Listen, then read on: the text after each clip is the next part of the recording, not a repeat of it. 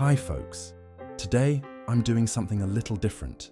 I'm going to show you how you can create your own backing tracks or performances just like the ones I create. And the best thing is, you can do this for free.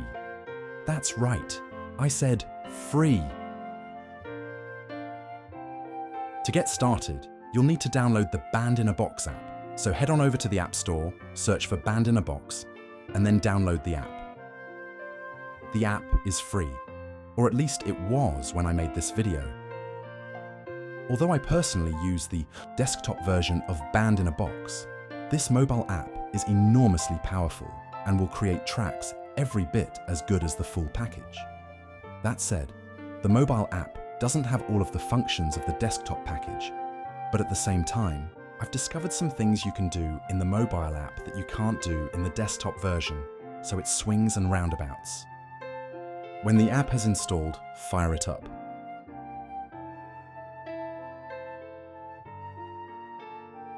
First, let's familiarize ourselves with the different areas of the screen. In the top left corner, the 3 lines icon opens up a menu where you can save or open songs, export your track, change settings, and stuff like that. Directly below that is the style setting. When you open the app for the first time, a default jazz swing style is selected. We'll see how you can change the style in a moment. To the right-hand side are controls for the song length, the key, and the tempo. At the bottom of the screen are the controls for playing the song, viewing notation, guitar frets, and a piano keyboard. The pencil button at the far right allows you to enter chords into the song. The large central section of the screen is where the chords of your song are shown. It's empty to begin with, but we'll start entering the chords soon. To use this app, you ideally need to have a basic grasp of what chords are and which chords are most appropriate within any given key. If you don't know much about chords, you can still get good results from this app. It's just going to take you a little longer if you're entering chords by trial and error. When I create a new song track, I prefer to begin with a simple, piano-only style. This lets me hear the chord progressions very clearly, and also means that the track is regenerated very quickly. This saves a lot of time whilst building the song. One of my favourite piano-only styles is called Solo Vancouver Piano. This style works well for any song between about 80 and 120 beats per minute. If you want to try this style, tap on the current style near the top left corner and type P-O-P-V-A-N-C into the search box and hit enter. Ensure that Server is selected at the top of the style selection window so that you have access to all of the Band in a Box styles. Select the style with the underscore prefix. The first time you access a style from the server, you'll be asked to agree to the terms and conditions of use. Read the T's and C's if you like, and hit agree if you're okay with them. In this demo, I'm going to show you how to construct the song, Here I Am, Lord, which you can hear playing in the background now. For me personally, the key of F is a good key for this song, as this makes the range quite easy to sing. So, I start by setting the key to F major. The default tempo of 120 beats per minute is too fast for this song, so I'll set it to 95. We can now hit the pencil button to start entering the chords for the song. In the chord entry panel, tap on the chord note C, D, E, etc., and it will appear in the song at the selected bar. The B and hash buttons to the bottom left can be used to get flat or sharp chords respectively. The 1, 2, 3, 4 buttons to the top right can be used to enter a chord into the first, second, third, or fourth beat of the selected bar. On the third row of the chord entry panel are some of the most commonly used chord modifiers. If you want to use one, tap on it after you have selected the chord note. Hit the More Chords button to see a large selection of other chord modifiers that you can use. I'll speed this up now so that you don't have to watch me entering the chords for all 32 bars of this song.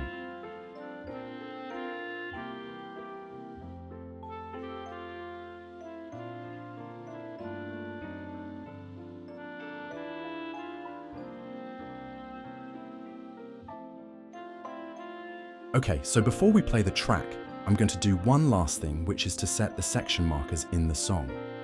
Section markers identify the bars where each new part of the song begins. In a track like this one, where I've only got a piano playing, the section markers don't really have much impact. But when we come to look at different musical styles, which we'll do later, the section markers will define, for example, where drum breaks occur. You can set blue or green section markers by tapping the flag button once or twice. Many musical styles will differ a little between blue sections and green sections. Typically, the blue sections will be more sedate, useful for verses, whilst the green sections will be a little more vivacious, which is useful for choruses. Here, I've split the verse into 2 blue sections and the chorus into 2 green sections. Alright, let's get amongst it and listen to the track. It's tempting to just hit the play button, but the track hasn't been generated yet, so we need to hit the Play Gen button instead. Here, select the Generate Real Tracks server option and wait for the track to be generated. When the track has been generated, it'll start playing straight away after a short metronome count-in.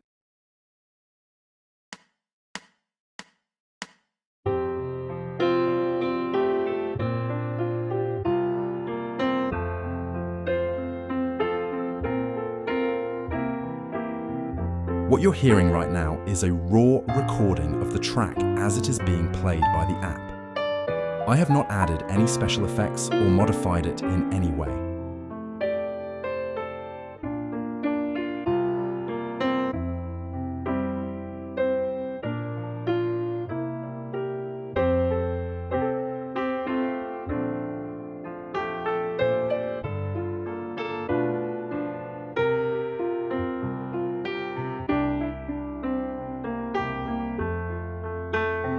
Stick around because next we're going to look at how you can export the track from this app and then import it into GarageBand so that we can add a melody track.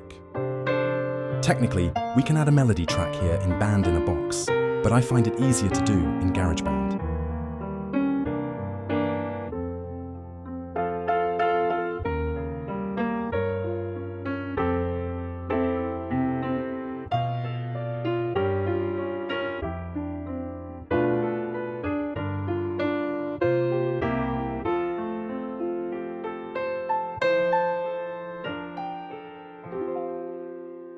Now that I've spent some time entering all the chords and making lots of changes until the track sounds right, it's a good idea to save the song so that I don't lose all that hard work. To save it, hit the 3 lines button in the top left corner and select the Save as Local Songs option. This will let you save the song on your mobile device or any drive that your device has access to, like your iCloud drive or Google Drive. Next, hit the 3 lines option again and this time select the Export option. The file that has the same name as your song and ends with render.m4a is the MP3 recording of your track. Hit the export icon to the right of the file name, the box with the upward arrow in it. Then select the Save to Files option and save the track wherever you want it. If you open the Files app, you should now find your backing track in the folder that you exported it to. Now you can simply play the track, but next, we're going to look at how you can import the track into GarageBand to do more with it. If you haven't installed GarageBand yet, go to the App Store and download it for free. When it's installed, start it up and create a new song. Before we import our Band in a Box track, it's best to change the tempo and key in GarageBand to match the track. So I'm changing the tempo to 95 beats per minute.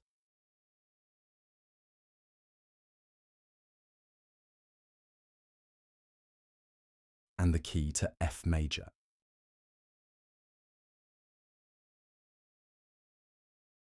One more thing we need to do is to change the GarageBand song to auto-detect the length of the track. Otherwise, it'll only import the first 8 bars. Now we're ready to import our backing track. So hit the Loops button and switch to the Files view. Choose the Browse option near the bottom and find the track that you exported from Band in a Box.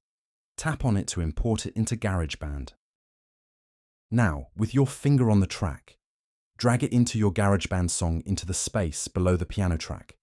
If you don't drop it exactly at the start of the song, then drag it left until it's aligned with the left edge. Next, we're going to record the melody using the piano keyboard in GarageBand. You can leave the metronome on or switch it off, whichever you prefer. Now select the piano track and then hit the piano keyboard button to open up the piano view. Hit the round red button to start recording and play the melody on the keyboard.